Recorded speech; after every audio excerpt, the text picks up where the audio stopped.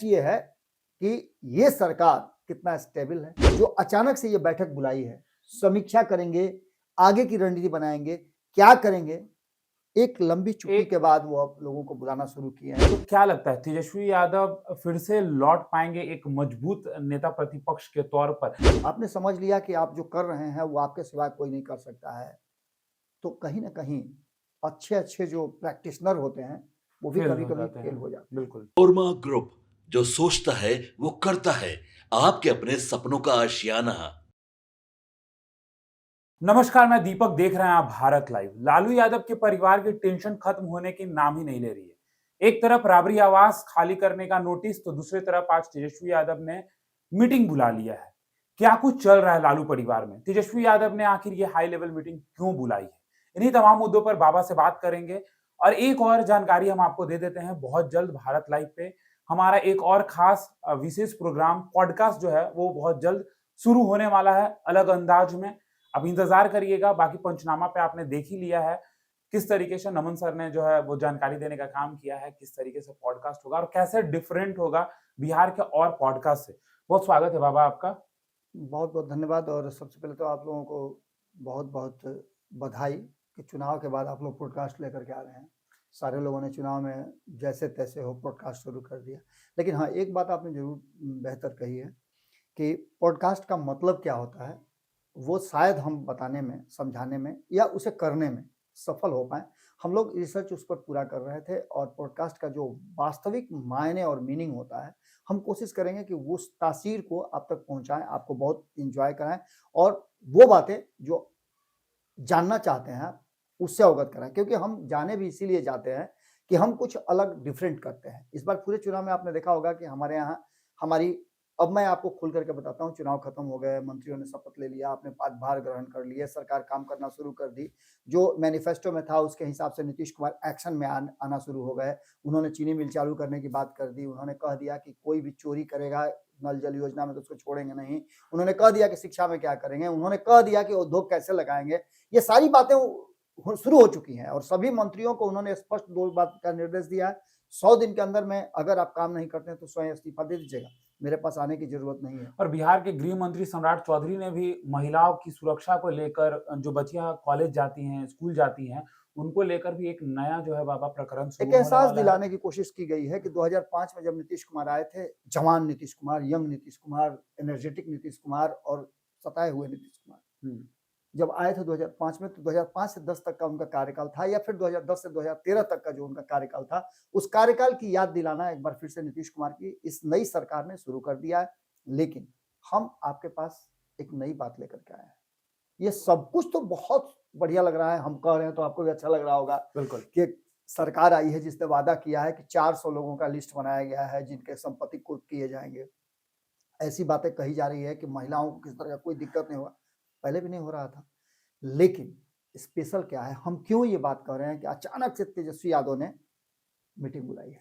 और ये मीटिंग बुलाने के पीछे मैं आपकी उत्सुकता समझ रहा हूँ। आप बनारस से आए हैं तो मैं आपकी उत्सुकता समझ रहा हूँ कि आपके पास सवाल बहुत है और उन सवालों का जवाब पिछले 3-4 दिनों में जो आप पटना में नहीं थे तो आप सबका जवाब जानना चाहते हैं। मैं इस बात को समझ रहा हूँ, लेकिन फैक्ट ये है कि ये सरकार कितना स्टेबल है। 202 सीटें आ जाने से स्टेबल सरकार नहीं होती है। जब 206 सीटें आती हो और स्टेबल नहीं रह पाती हो, 5 साल में सरकार बदल जाती हो, तो इस सरकार को स्टेबल सरकार क्यों कहा जा रहा है?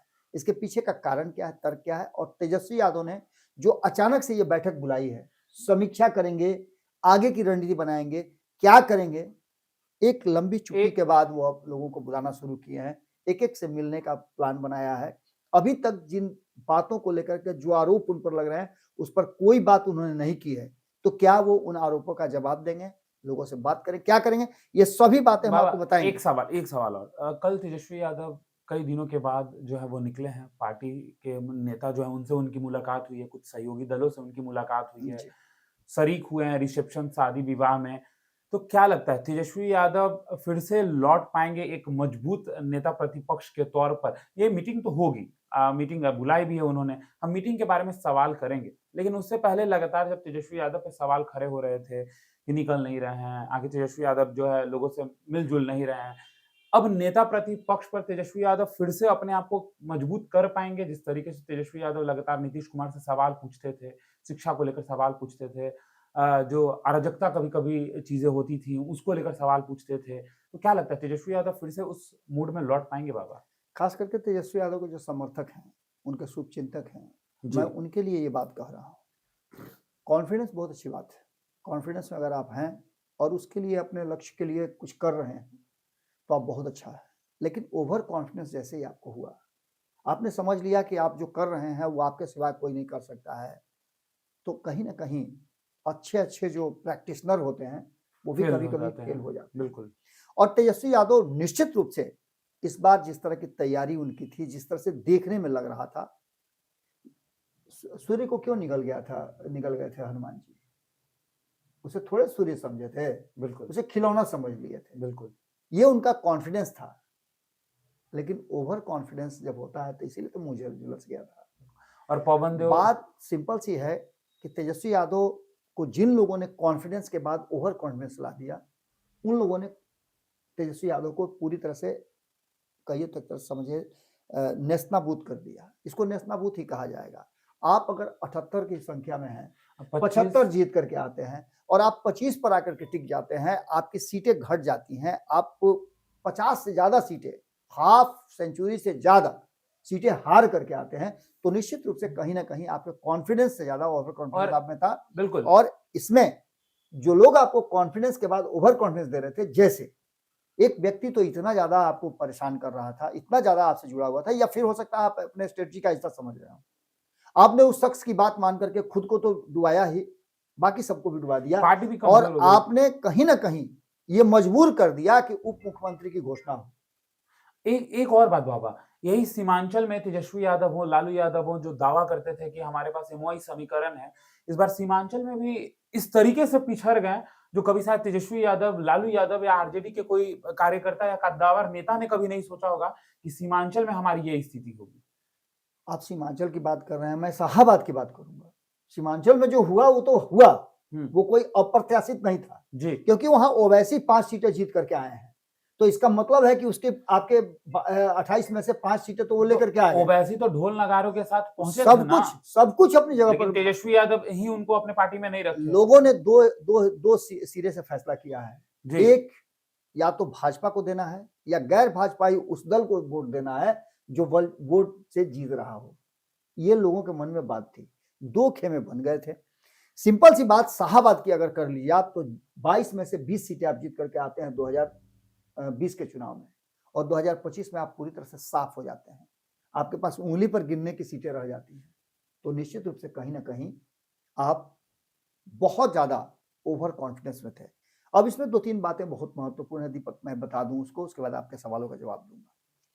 पहली बात, आप सिंपल सी बात समझ लीजिए, कितना कॉन्फिडेंस और ओवर कॉन्फिडेंस में थे मुकेश सहनी। पहले उन्होंने कहा कि वो 60 सीटों से कम में चुनाव नहीं लड़ेंगे, फिर अंडर प्रेशर कर दिया उन्होंने। सबसे मजबूत टीम कांग्रेस की जो थी उसको उन्होंने ओवर कॉन्फिडेंस में ला दिया। इसके बाद आपने अगली कहानी सुनी। अगली कहानी में उन्होंने अपने वोट बैंक को कहा कि मेरा वोट बैंक टोटली ट्रांसफर होगा, जबकि वो अपने वोट बैंक का 10-15% भी ट्रांसफर कराने में सफल नहीं हो पाए हैं जी। ये बातें अब आंकड़ों में आ गई हैं।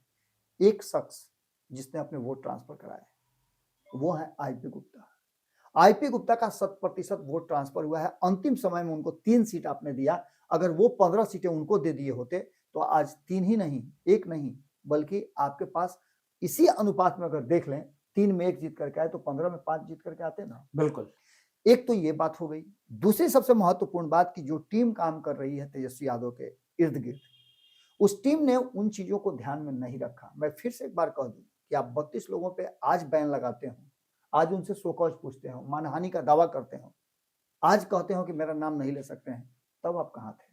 आपकी इतनी बड़ी सोशल मीडिया की टीम क्या कर रही है? एक और बड़ी बात बाबा, तेजस्वी यादव जो 32 सिंगरों को सो कॉज नोटिस भेज रहे हैं, यही कुछ गाने जो हैं तेजस्वी यादव के मंच से भी बजते हैं। बिल्कुल, आपके मंच से बज रहे थे, आपके लोग उस पर डांस कर रहे थे, आपके लोग उस पर एक्ट कर रहे थे, ये सभी चीजें हो रही थी। वही सिंगर कल को सवाल पूछेगा ना। निश्चित रूप से आप ध्यान दीजिए ना, सिंपल सी बात समझिए। कुछ लोग सम्राट चौधरी को जैसे ही गृह मंत्रालय मिला, वो भी यही बात कहना शुरू करते, आवे दे भैया के, बने दे भैया के, तो हम ई कर लेंगे, हम वो कर लेंगे, हम ऐसे कर लेंगे, वैसे कर लेंगे। सम्राट चौधरी ने 2 शब्दों में अपनी बात को कहा किसी को ओवर कॉन्फिडेंस में रहने की जरूरत नहीं है। या बिहार है, यहाँ और कोई मॉडल नहीं चलता है, न योगी मॉडल न कोई मॉडल, यहाँ पर नीतीश मॉडल चलता है। और नीतीश मॉडल क्या है? सुशासन, न्याय के साथ विकास। सिंपल सी चीज, मैं कल जब विश्लेषण कर रहा था तो मैंने एक बात बहुत इंपॉर्टेंट कही थी। अब उसको इतना इंपॉर्टेंट लोग मानते हैं, हालांकि बहुत लोगों ने उसको अप्रिशिएट भी किया है। मैंने सीधी तौर पे कह दिया है कि नीतीश कुमार का विकल्प जब तक बिहार की जनता को नहीं मिलता है, नीतीश कुमार को मुख्यमंत्री बनाने के लिए बिहार की जनता हर वो काम करेगी और उनको बनाती रहेगी।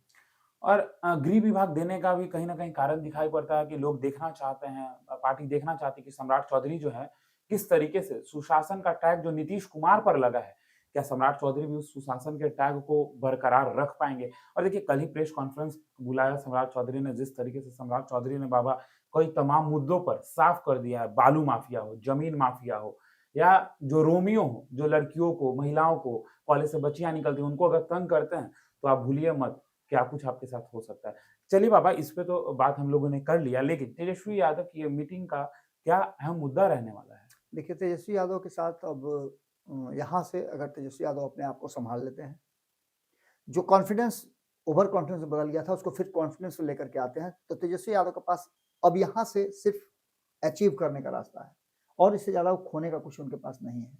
उनके पास 25 विधायक हैं और ये 25 विधायक काफ़ी होते हैं जब 2 विधायकों को, 2 सांसदों को लेकर के भारतीय जनता पार्टी केंद्र की सरकार, कांग्रेस की सरकार को उखाड़ करके फेंक सकती है, तो 202 ये दावा कर सकती है।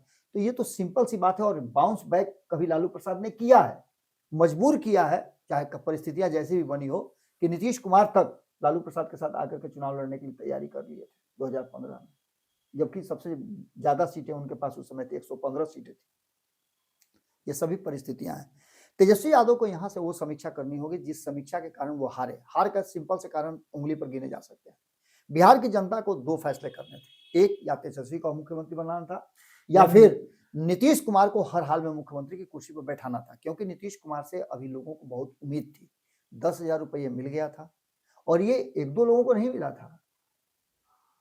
7 करोड़ से ज्यादा वोटरों में से लगभग 1.5 करोड़ तक ये राशि पहुंच चुकी थी और 1.5 करोड़ लोगों के पास पहुंचने का मतलब है कि 1.5 करोड़ महिलाओं के पास पहुंचने का मतलब है कि लगभग सभी परिवार इसमें अटैच हो गए थे। कुछ परिवारों को छोड़ दें, यानी 70% परिवारों तक ये 10,000 रुपये पहुंच गए हैं। अब 2 लाख रुपया उन लोगों को लेना है, उसके लिए भी पूरी योजना और रणनीति बन रही है, उसके लिए फॉर्मेलिटी तैयार की जा रही है और उसके साथ साथ जो आपका उद्योग विभाग है, स्किल डेवलपमेंट है, सभी तैयारियां अपनी करने शुरू कर चुके हैं। अब इसके बाद लोगों को वो लेना है और उसके लिए लोगों ने वोट किया था। लोगों ने वोट किया था कि नीतीश कुमार के विकल्प के रूप में या तो तेजस्वी यादव आए या फिर दूसरा कोई ना आए, हंग असेंबली ना हो। तो फैक्ट ये है दीपक कि आप सिंपल सी बात समझ लीजिए कि नीतीश कुमार और नीतीश कुमार के कार्यशैली से सभी प्रभावित हैं। आप देखे होंगे कि नीतीश कुमार ने पिछले 20 वर्षों में जिस तरह का बिहार में शासन किया है, उसमें दोनों ही पक्ष, अभी चाहे राष्ट्रीय जनता दल के अगुवाई वाली महागठबंधन हो या फिर भारतीय जनता पार्टी जिसको एनडीए को लीड कर रही है, सभी ने नीतीश कुमार के साथ 20 वर्षों में शासन किया है।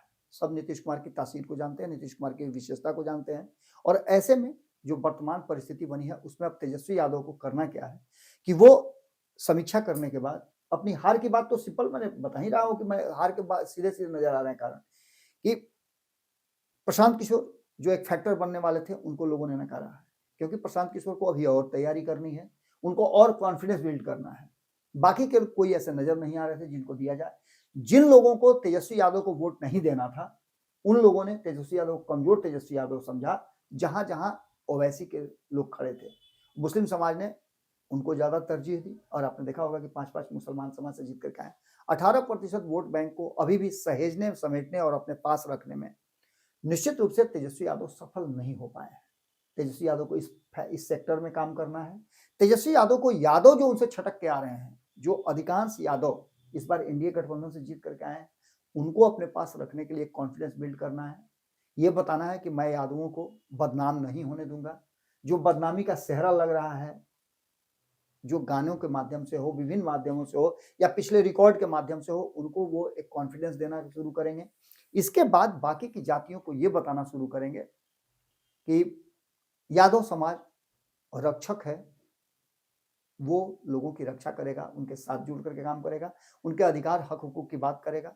और ये कॉन्फिडेंस जब बिल्ड करेंगे तो निश्चित रूप से तेजस्वी यादव नीतीश कुमार के विकल्प के रूप में सबसे मजबूत विकल्प होंगे, क्योंकि उनके पास वो 32% 33% का वोट बैंक है, बिल्कुल 18% मुसलमानों का और 14% से ज्यादा उनको अपना वोट बैंक है। जी। नीतीश कुमार जिस रास्ते निकल पड़े हैं, आज नीतीश कुमार का विकल्प नहीं है, इसलिए नीतीश कुमार मुख्यमंत्री हैं।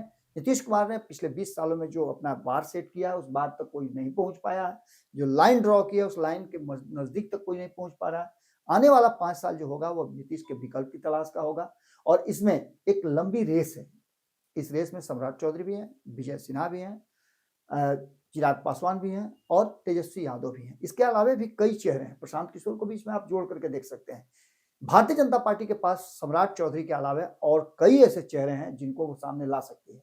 लेकिन सबसे बड़ी बात यह है कि नीतीश कुमार ने जब सम्राट चौधरी के हाथ में एक बड़ा अधिकार दिया है, बड़ा पावर दिया है, तो उस पावर को कैसे आगे अपने कार्य में लेकर के आते हैं, कैसे उससे एक्ट करते हैं, कितना लोगों के भावनाओं पर खरा उतरते हैं, ये भी एक बड़ी बात है।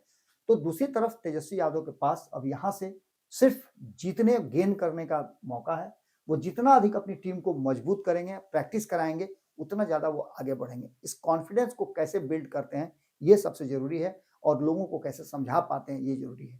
तेजस्वी यादव एज नेता प्रतिपक्ष सरकार की कमी नाकामी और नीतीश कुमार को घेरने, नीतीश कुमार के काम को कितना ज्यादा विवेचित करते हैं और बिहार की जनता के भावनाओं पर कितना खरा उतरते हैं, ये सबसे इंपॉर्टेंट पॉइंट हुआ। ये जो बैठक है, इस बैठक को और किसी एंगल से नहीं देखा जाए, इसको सीधे तौर पर देखा जाए कि तेजस्वी यादव हार की समीक्षा के साथ साथ वो रास्ता भी पूछेंगे लोगों से जिस रास्ते आगे की रणनीति कायम की जा सके। बिल्कुल, क्योंकि मौका कभी भी आ सकता है, सियासत में कोई भी अस्थायी नहीं होता है, कभी भी कोई बड़ा फैसला परिवर्तन आ सकता है।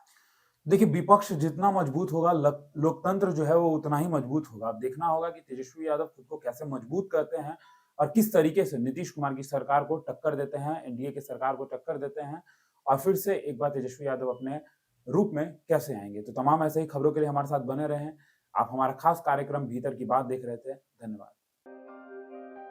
आपके सपनों को हमने सजाया है, ई होम्स पैनोरमा को हमने बनाया है। ई होम्स मेरा एक सपना था जिस पे मैं पिछले 4 साल से काम कर रहा था। हमने जो बनाया है वो सबने है माना। ई होम्स पैनोरमा में हो आपका भी आशियाना। और फाइनली हमने 2021 में इस प्रोजेक्ट को लॉन्च किया। बहुत लोग अप्रिशिएट कर रहे हैं कि पूर्णिया जैसे शहर में, बिहार के, एक तो बिहार की बात करें उसमें भी पूर्णिया जैसे छोटे जगह में इस तरह का लाइफस्टाइल देना, ये सुन के हम लोगों को बहुत अच्छा लगता है। ई होम्स में हमने कुछ और भी किया है, जैसे हम जिस जगह में रह रहे हैं हमारे फैमिली सिक्योर हो, उनको सिक्योरिटी का ध्यान में रखा है। आपकी सुविधा और सुरक्षा आपके लिए खास है, ये आपका विश्वास है। इसमें आर्टिफिशियल इंटेलिजेंस का 7 लेयर सिक्योरिटी का हमने इस्तेमाल किया है। लस ग्रीन कैंपस को बनाया है। यदि हमारा बाउंड्री वाल है तो वो वर्टिकल गार्डन है।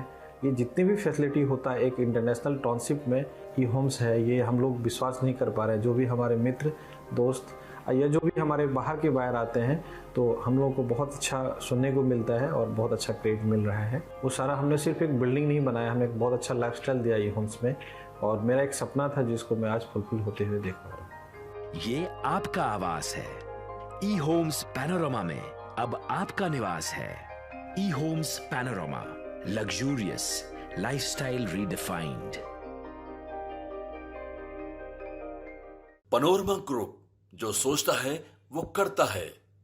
अगर ये वीडियो पसंद आई और वह बिहार के राजनीति और बिहारियत से सरोकार रखेनी तो सब्सक्राइब बटन दबा के चैनल के सब्सक्राइब कर ली। ओजे एगो घंटी बा, ओकरा बटन दबा देला से कुल सटीक और मारक खबर रुआ मुफ्त में मिल जाई।